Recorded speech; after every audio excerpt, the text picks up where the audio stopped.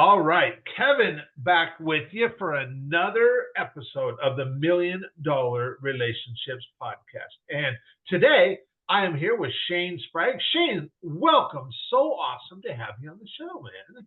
It's great being here. Thanks, Kevin. You bet. And I want to start by giving a shout out to the folks over at the podcast guest platform and in specific, Jessica. Jessica over there, man, she is a rock star. And I have met a number of amazing guests through podcast guests, and they just the work that they're doing is really phenomenal. And Jessica, it's like I feel like I've got this cheerleader on my side that she's always reaching out, going, Kev, I got somebody that I think will make an amazing interview person for your podcast. And so Jessica, thank you very much for you and all the work that you guys are doing at the podcast guest platform. It is incredibly appreciated. And Shane, you and I, heck, we probably would have never met if not for the work that those guys are doing there. Very true. So I just want to honor that. Let's go ahead. Let's start off by, I want to turn it over to you so that we can set a little bit of context and give our listeners a little bit idea about, who Shane is. So, share about, what you do. I know you're kind of moving into some new stuff now, but, share what you've been doing, who you've been serving, what inspires you most about the work you're doing and the impact you're making in this world, Shane. Well, fantastic. So a bit about myself. My background is more in people operations, helping people be successful and running businesses. I've been involved in a number of different startups over the last while, mostly in the technology side. And then the pandemic hit and it threw everything up in the air like it did for most people. I switched jobs to join a company called Vertera. And while there, I wrote a book with the owner called The Power of Remote. The Power of Remote was, it was taking a lot of her experience and some of my experience around leadership and her experience with working remotely. She'd been working remotely for years. And we combined that. It was a typical book story. It took a lot longer to make than we thought it would. We started in 2021 and didn't get it out the door until 2023. Very happy with the response we got from it. Lots of good reviews on Amazon. Actually became a bestseller for a brief time. And the only downside was we launched it right around the time the return to the office movement started. So I'm sure you guys remember, back in February of 2023, it was remote work is dead. Everyone's going back to the office. Well, about 6 months from that, around September, October, that narrative started to flip to return to the office is dead. We're going to go hybrid or we're going to go remote. And I like to tell people it doesn't really matter these days where you work. The nature of work has changed so significantly that you have to work remote first. And that's where I've been putting my efforts over the last couple of months. In fact, I just recently started a new business called The Future of Productivity with a few of my colleagues in my hometown. And we are focusing on helping companies grow happy and profitable teams. And we have three main pillars to that. The first is people. People are very important. And one of the things we learned over the pandemic was that people started to realize that there's more to life than work. People started poking their heads out of the office and they started realizing, hey, family's important, social life's important, life experiences are important. And maybe that 60, 70 hours of the office isn't for me anymore. And so that's, and you know what, as it turns out, working 40 hours a week is actually more productive than working 60 hours a week, especially if you get some time to relax, focus. The next pillar is the process side of things. And process is a bit of a dirty word. People tend to just like, I hate putting this stuff together, but every business has to have some standards and some habits they can follow. And I'm a big nerd when it comes to that side of things. I want to make sure people have the right rules of the game to play so everyone's on the same page. And when somebody comes into a business, they don't bring their habits with it and make a mess. And then the third is technology. And what we've seen over the last few years, especially the last year, is a real increase in AI and workflow automation. And for most businesses, it's left their head spinning.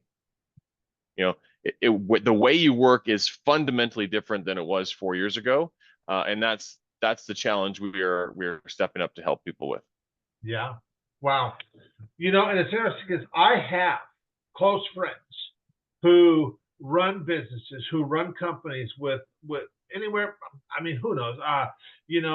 Anywhere from, we'll say, on the low end, maybe they have 10 to 20 team members. On the high end, they've got 100 to 300 or even more than that. And I do know that a big shift has taken place since the pandemic hit in 2020.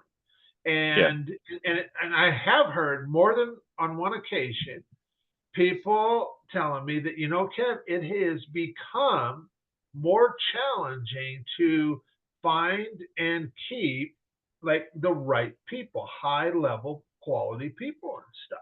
Yeah, no. absolutely. Yeah, and And losing somebody, retention such it's a silent killer for companies, because replacing somebody is often 3 or 4 times the cost of that employee. sure, So sure. because it's not just a matter of as you know, it's not just a matter of the recruitment costs, but once they get into the business, getting them up to speed, making them comfortable with the team, normalizing the teams, and getting them back to being performing. And then there's the impact a new individual can have, both positive and negative, to a business that is immeasurable sometimes.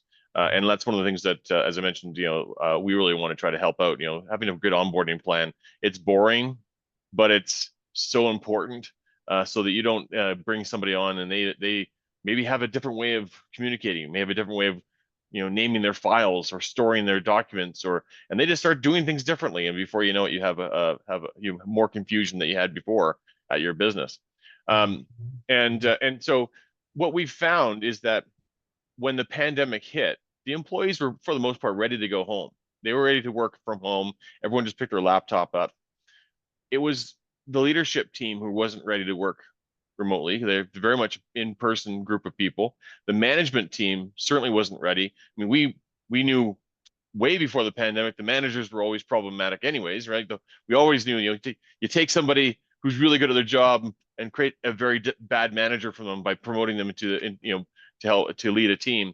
That was a common understanding before the pandemic. Mm-hmm, You mm-hmm. add in, okay, now you gotta lead with your eyes closed, in the dark, because everyone's working from home, and it's a Yeah, real challenge to them.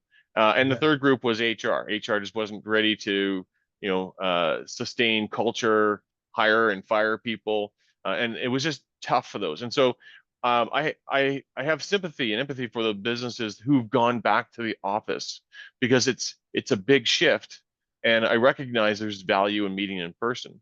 But I also know there's for the companies that want to invest in it, or the companies that are going to come next, there's new Googles, new Microsofts, and new Amazons being generated as we speak in people's garages, figuratively and probably literally. And those businesses are going to really benefit from working remotely, and thinking from a remote first standpoint. Mm-hmm. Do you think this has forever changed the way that employees and employers will interact together now? Uh, I sure hope so. Like I said, for me, it doesn't make any sense that a business would start with an office these days, right? Okay. I'm a good Okay. example of that. I got 3 colleagues I'm working with. Um, it's bootstrap, just trying to get things going. There's the occasional expense you have to pay for, but I'm not going to spend $3,000 a month in an office, Sure. Sure. right? And Yeah. so, how long will I go before I say, hey, let's blow $3,000 a month on an office, and maybe another $3,000 more on all the paper and supplies we need, and the desks and all the other stuff. I just can't see, at least in the short term, for a um, growing small business, any point in time where they make that decision, Yeah. Yeah. right? And so fundamentally, I think that that's where we're going to see businesses go in the future. Now, having said that, there's many studies out there that say that as individuals, we have different things we want from work, and there are people who want to work in an office, then that's Mhm. fine. There are people who want to work exclusively remotely, and there are people who want somewhere in the middle. They want to go home on a Tuesday, maybe a Wednesday or Tuesday, and be very focused and get their work done. But the rest of the week, they want to be on a Friday for that socializing and connectivity Yeah. that's really important in a business. And I'm not downplaying that at all. It's super important. Um, and equally able to do that remotely, but it's definitely easier in person. Yeah. Yeah. Okay. Okay. Yeah, I mean, for me personally, I've been working remote for years. Yeah. I'm kind of location independent. I can work from wherever. Yeah. Yeah. And there's that, right? Yeah. And it's just all the benefits an individual like you gets from that. You can pick your kids up from school. You can see Yep. grandchildren whenever Yep. you need to. You can have flexibility for appointments. And the thing that typically gets me, the average person in North America has an hour and 40 minutes a day of commuting there and back on Yeah. average. Yeah. I can't Yeah. fathom adding another activity in my day that's an hour and 40 minutes long Yeah.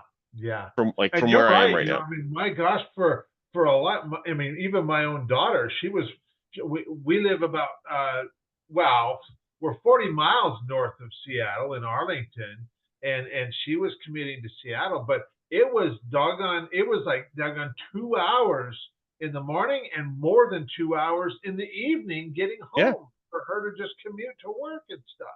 And now she only commutes 1 day a week. The rest of the yeah. four she's working from her home and stuff. And she probably looks forward to it. I appreciate the routine. If there's a separation from work and office when you get in a car and you drive and you put on a podcast, you might learn something. You get your coffee, and that would appeal to me maybe once a week, Yeah. right?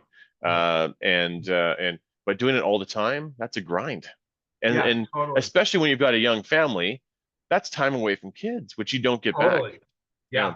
And she's got two kids, and you're right, just go switching schedules get that gave her an extra 4 hours a day to spend with family. it's crazy. That's huge. And so, man, we could talk a lot more, but I want to start shifting gears here. So okay, so now that we've got some context set and people have a little bit of idea of who you are, Shane, let's go ahead and shift gears. I'm going to reiterate the question for the benefit of our listeners. So, have you ever been introduced to a person or persons who completely changed the course of your life or your business, so much so that much of what you have today would not be possible if not for this person or persons? And Shane, I'm really excited to hear your story and your experience around this topic of relationships. Yeah, well, thanks for bringing that. The one that person that comes to mind, he was a general manager. I worked at Disney for a number of years, Okay. and he came in just I had started there, I think 2010. He joined in 2011, and really made a huge difference in the office. His name's Sasha Williams. He he brought a level of integrity to the role that I still hold in the highest regard in any business. It's sort of our measurement, and in fact, the people I still hang out with from that time, we still talk about, you know, we use him as sort of a high watermark, and Okay. so how many, how would Sasha do this? And so a couple of things that he did for me is he really helped me understand the importance of working together with individuals. Up until that point, my background had been mostly in technology. I um, I had I'm a little bit of an introvert, not the most um, warm individual when it came to talking with other people on my team. And he took a risk with me, and the team needed a new leader, and he put me in charge of that team. And not only that, he coached me and mentored me through that change, and just on a regular basis, just continuing to help me understand my role in the team and how I should connect with others to help them out.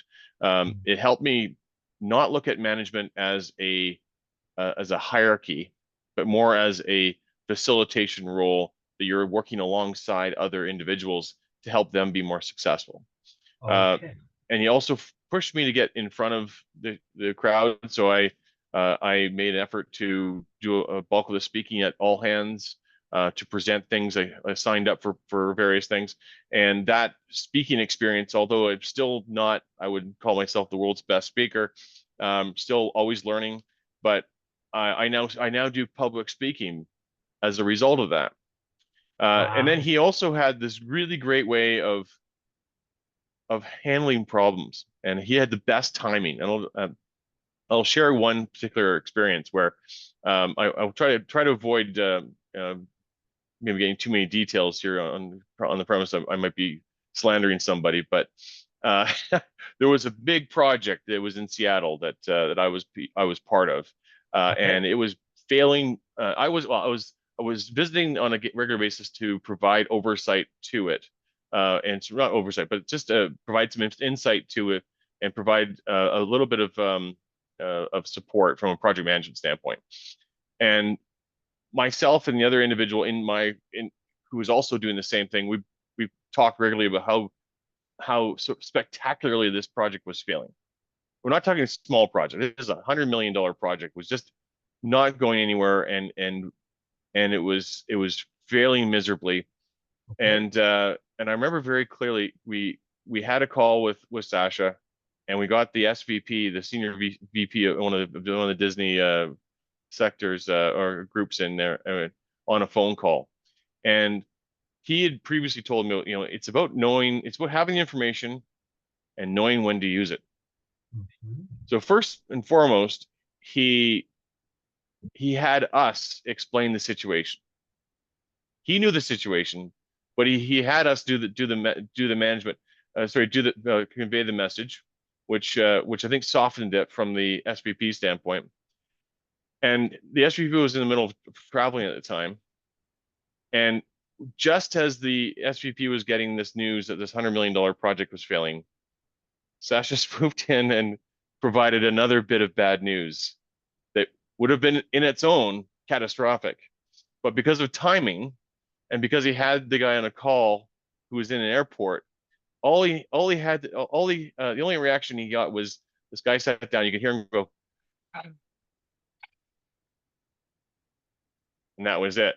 And Wow. in a matter of a short phone call, he conveyed two disastrous bits of news, and for lack of a better way of putting it, got away with it. And hopefully I've characterized that experience correctly. But anyways, he did a masterful job of communicating bad news to people, and that stay with me forever.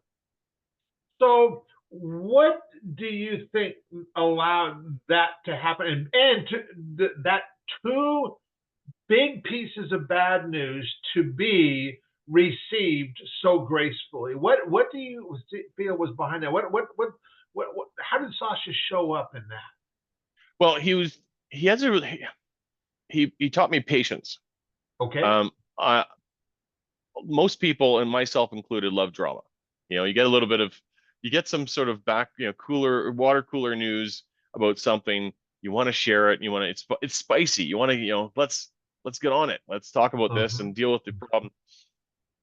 He had the foresight or the confidence to know when to share that news, and Okay. it really stems in a combination of patience and being observant and recognizing when it was the right time to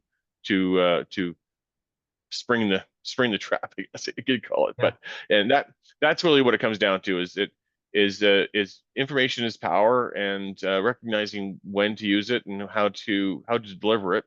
And he never raised his voice.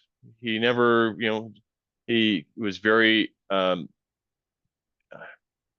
what's the word, empathetic while delivering it, Hmm. Hmm. and recognized the challenges that would bring.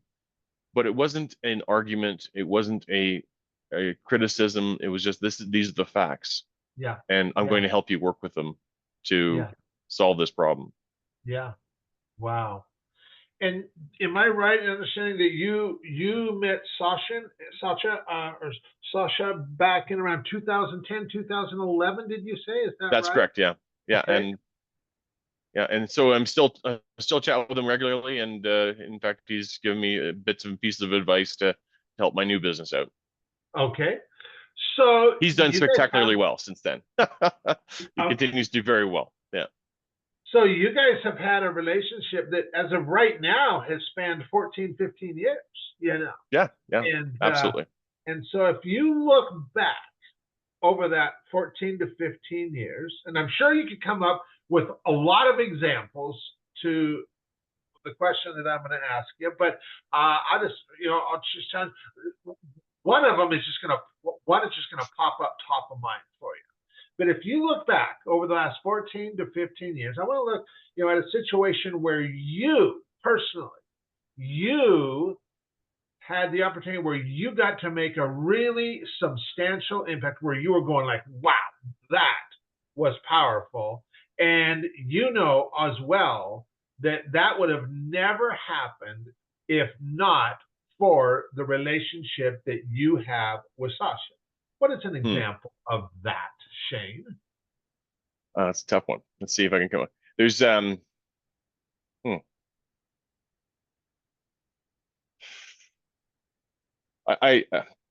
My challenge.